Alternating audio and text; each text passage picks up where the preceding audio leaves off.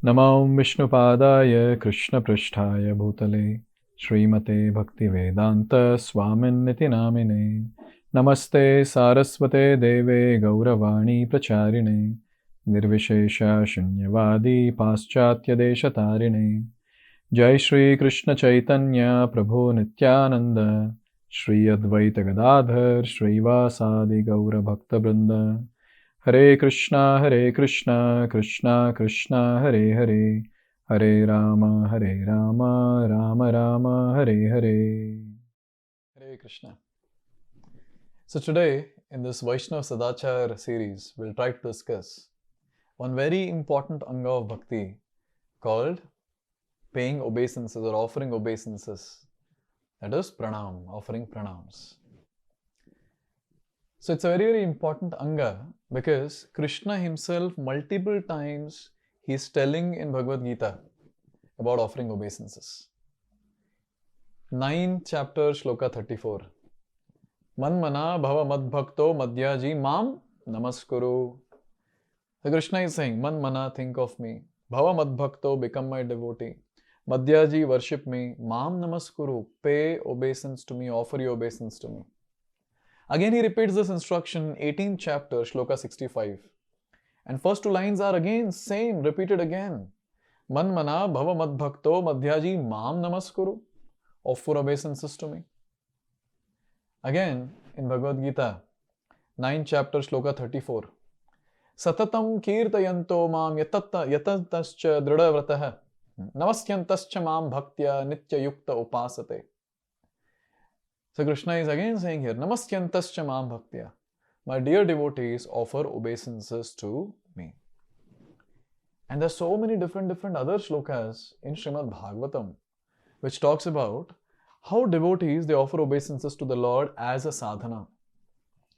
And one such amazing, great devotee of the Lord, whose mention comes in 9th canto of Srimad Bhagavatam, very famous devotee, who was doing some specific sadhana.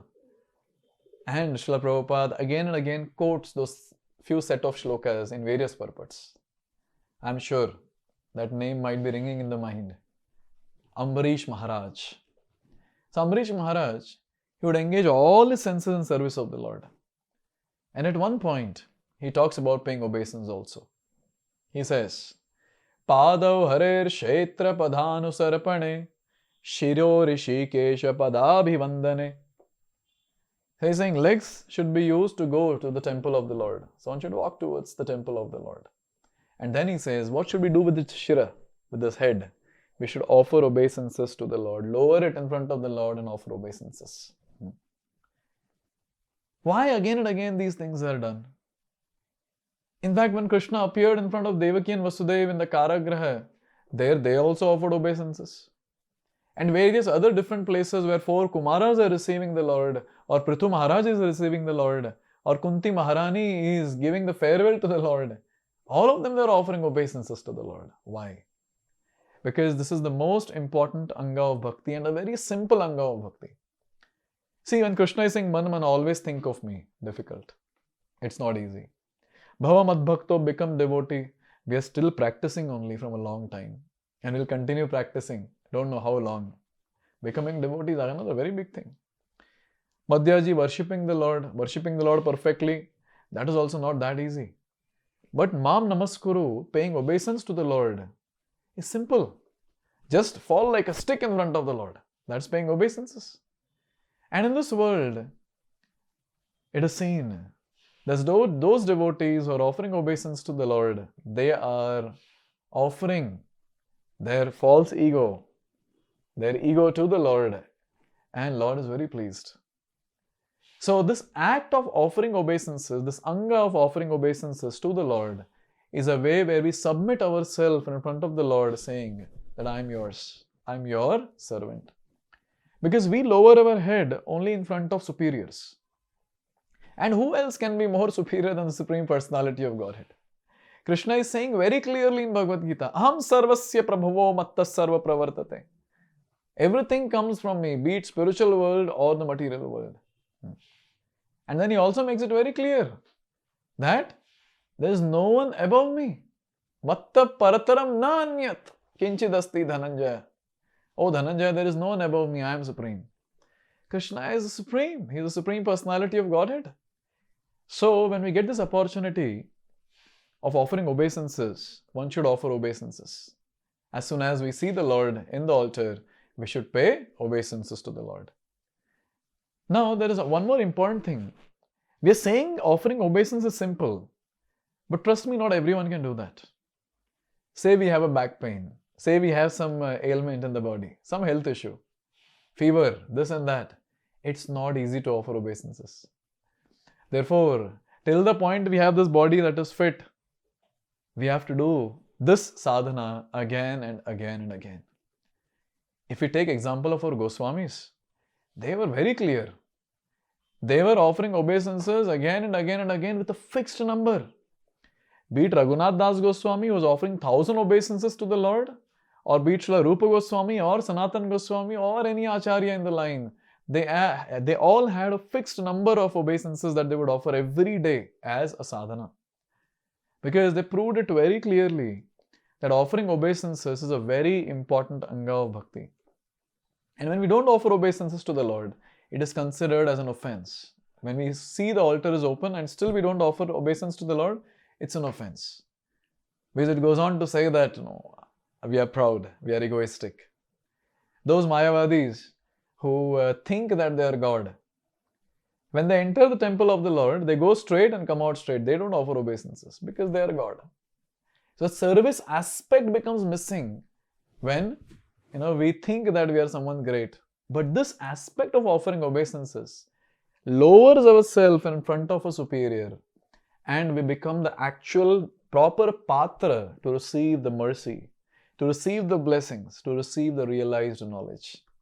Therefore, lowering oneself in front of superior is very, very important, and we are talking about Supreme Personality of Godhead. Therefore, whenever the altar opens or whenever the altar is open and we are passing by the altar, we have to offer our obeisances. Very, very important anga of bhakti, where we receive the mercy and blessings of the Lord. He casts His merciful glance onto us when we offer our obeisances.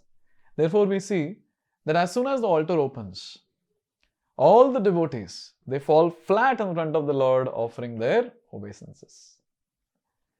Another very important point, when it comes to offering obeisances to the devotees. We understand offering obeisance to the Lord. But what about offering obeisances to the devotees? Srila Rupa Goswami exclusively mentions about offering obeisances to the devotees in Nectar of Instruction. In shloka number 5, he says, Krishneti yasya giritam manasadriyeta dikshaste chet pranatabhischa bhajantamesham shrushrushaya bhajana vignamananyamanya nindadi shunyamipsita sangalabdha. So here, Srila Rupa Goswami is saying, Krishneti yasya giritam manasadriyeta dikshaste chet pranatabhischa bhajantamesham. So we have to offer our obeisances to the devotees. Those devotees who are practicing, those devotees who are initiated, we have to offer our obeisances to them. It is mandatory, it is not optional. Therefore, as soon as we see a devotee, it's a great opportunity to offer obeisances. Obviously, at times, when we are on the street or we are there somewhere which is not practical, and the other devotee might feel a bit embarrassed if we offer obeisances. We don't offer obeisances physically, but we do offer obeisances mentally. And whenever we get chance, we go and offer physically. Therefore, it's very, very important that when the Vaishnavas come together, they offer obeisance to each other. And they chant a very important prayer. Vancha kalpatarobhyascha kripa sindhubhya evacha patitanam pavanebhyo vaishnavebhyo namo namaha. So this goes on to say, let us offer our most humble obeisances to all the assembled Vaishnavas. And what is the quality of these Vaishnavas? They are like wish-fulfilling desire tree. Wish-fulfilling desire tree? They can fulfill all our desires? Yes, they can fulfill all our desires. Because they are in touch with the Lord. And if they bless us, if they recommend our name to Krishna, all our spiritual desires will be fulfilled. And they are specially merciful. They are very dayalu, very kripalu onto conditioned souls. Therefore, when you offer obeisance to the Vaishnavas, we receive special mercy from the Lord. And the devotees, who are realized, and when they offer their blessings to us, we also experience a similar level of realization what they have. Therefore, it's very, very important to offer obeisances to devotees also. At times, when we keep meeting devotees, it becomes very, we take it for granted. Anyways, we keep meeting, so what is there? Why pay obeisances? But it's a Vaishnav culture, it's a Vaishnav etiquette. When Haridas Thakur went to meet Advaitacharya in Shantipur, now Haridas Thakur is a great devotee, he is Namacharya Srila Haridas Thakur. But as soon as he saw Advaitacharya, he offered his obeisances. Even in case of Rupa Goswami, Sanatana Goswami, when they saw Chaitanya Mahaprabhu, who is Lord himself, they offered obeisances to the Lord. And when these Goswamis met each other, they offered obeisances. When Srila Prabhupada met his godbrothers, he offered obeisances. So in this way, we see that when devotees take darshan of other devotees, they offer their obeisances, offering them respect, saying, "You're so dear to Krishna." And that's a fact. Anyone who is practicing bhakti is connected to the Lord. He is very, very dear to the Lord. Therefore, this is a very, very important point to note, that when we see devotees, when we take their darshan, the first thing that we do is offer obeisances. This is one of the important Vaishnav etiquette, Vaishnav Sadachar. That is something that can be practiced visibly. So in this way, when we offer obeisances to the Vaishnavas, one thing is there that we are seeking their blessings. But this is also the most easiest way to seek forgiveness for the offenses that we have committed to Vaishnavas. Vaishnavas are very merciful. So at times, unknowingly, knowingly, we might have committed some offense. So when we offer our obeisances, the kind-hearted Vaishnava, the compassionate one, forgives us. Therefore, offering obeisances is very, very important. Even personalities like Bhishma Dev on the deathbed, they were offering obeisances. Parikshit Maharaj was going to leave his body in next 7 days. He offered his obeisances, seeking forgiveness from all the assembled personalities there. So what to talk about us? We have no existence in the devotional realm. We are very, very insignificant. We are tuchha. With that mode, we offer our obeisances. Now let's discuss some technical details of offering obeisances. Hari Bhakti Vilas talks about how to offer obeisances. There are two ways. One is Dandavat Pranam and one is Panchanga Pranam. Dandavat is basically Ashta Anga Pranam. So we use our 8 limbs of this body to offer obeisances. So what are these 8 different limbs? Here it's given in Hari Bhakti Vilas. Feet, knees, chest, hands, head, sight, mind, and words.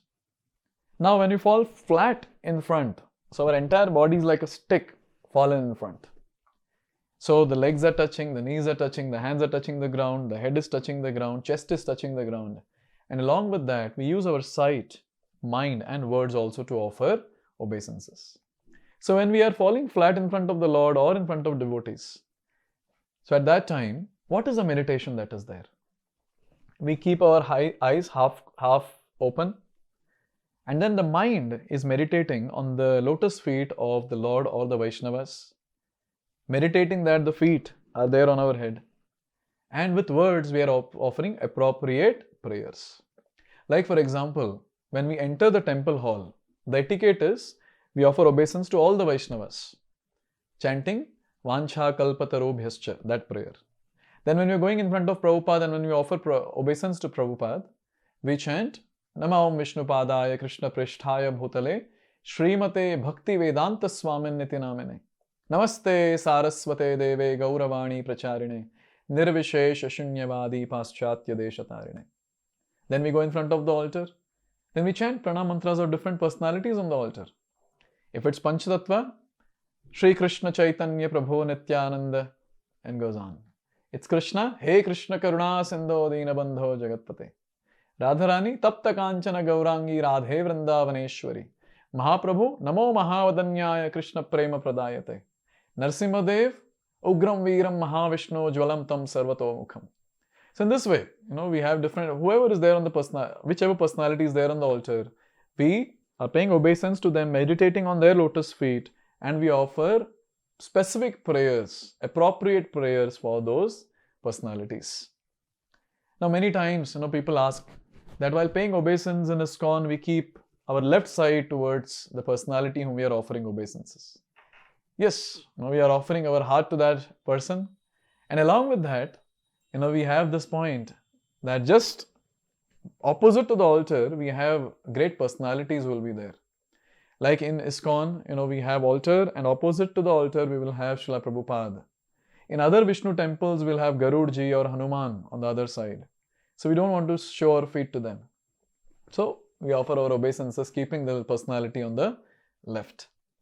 Even when it comes to Prabhupada, his Archa Vigraha, we offer our obeisances, keeping our left side towards the personality. But when it comes to the acharyas, who are there, who are moving around us, various devotees moving around us, we fall flat in front of them, pointing towards them. That's how we offer our obeisances. Now, this is about Ashtanga Pranam. Similarly, Panchanga Pranam. So, Panchanga Pranam, 5 angas are offered. Which all are the different angas?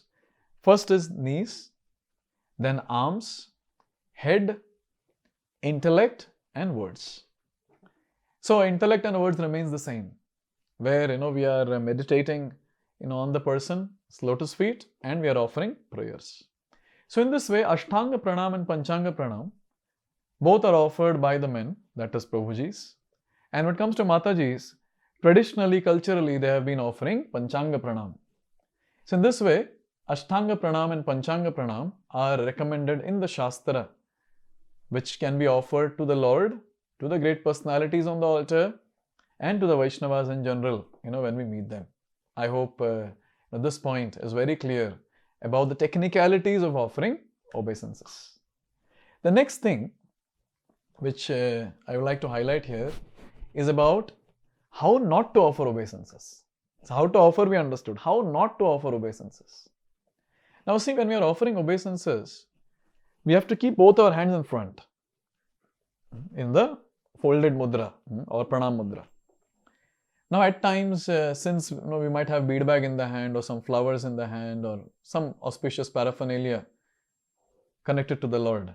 So it might happen that we might hold with one hand and then keep one hand in front. And it is described, this is one of the offense while offering obeisances. Therefore, whatever things we have in the hand which is auspicious, we keep it on some table or chair or whatever, and then we offer our obeisances with both the hands. Therefore, paying obeisance with one hand is not proper. It's not according to the Vaishnava etiquette. Also, sometimes devotees keep near the chest and offer. So, according to the Vaishnava etiquette manual, it's not proper. So, in this way, our hands should be in front when we are offering obeisances. Hope this is clear. Now, next thing, when we should not offer obeisance to the Lord. When the altar is closed and say some bhoga offering is happening inside, or it's the time when the Lord is taking his bath, or some Lord is put to rest, so the altar is closed. So whenever the altar is closed, we shouldn't offer our obeisances and disturb the Lord because he's doing some activity inside.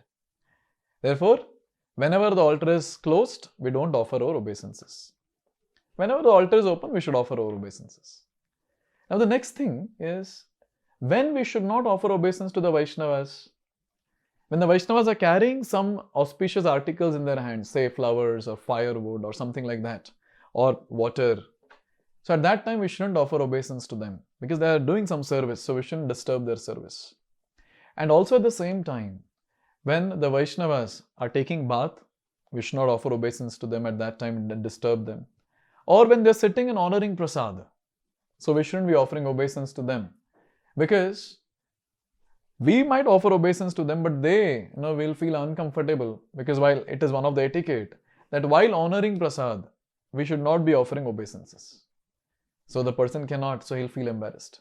Therefore, this is the etiquette when not to offer obeisance to the Vaishnavas. When they're carrying some auspicious articles, when they're taking bath, when they're honoring prasad. Okay, so this is regarding when not to offer obeisance to them. When there is some condition from their side. But any condition from our side? Yes. Whenever we are in impure state, we shouldn't be offering obeisances. Like for example, when we are eating, when we are taking bath, when we are wearing shoes, and also it is described when the head is covered, one should not be offering obeisances at that time or receive obeisance at that time. So this is what is the Shastric injunction. So in this way, these are the different details of offering obeisances, the technicalities of offering obeisances, the importance of offering obeisances. Therefore, it's very important for us that we should offer obeisances as sadhana. Every day we should be offering obeisance to the Vaishnavas, to the Lord. Raghunath Das Goswami, 1000 obeisance to the Lord, 2000 obeisance to Vaishnavas. Just imagine. These Goswamis have set really very high example for us. Sankhya Purvaka Gana Nana Nati Bhi. Sankhya Purvaka, they will chant Sankhya Purvaka, fixed number, and they'll offer obeisances with fixed number. And when it comes to us, maybe we might not be able to fix a number and offer obeisances. But then for sure, whenever the altar is open, whenever we get darshan of the devotees, we have to offer our obeisances. And this is the way we can easily advance in devotional service. Because one of the important element to advance in devotional service is humility. And our ego will not allow us to remain humble. And physically, when we are offering obeisances, what happens? We become humble. Once, a disciple of Srila Prabhupada, when everyone was offering obeisance to Prabhupada, that disciple was standing straight. And then Prabhupada called him and asked him, why are you not paying obeisances? And the disciple said, I'm not feeling like paying obeisances.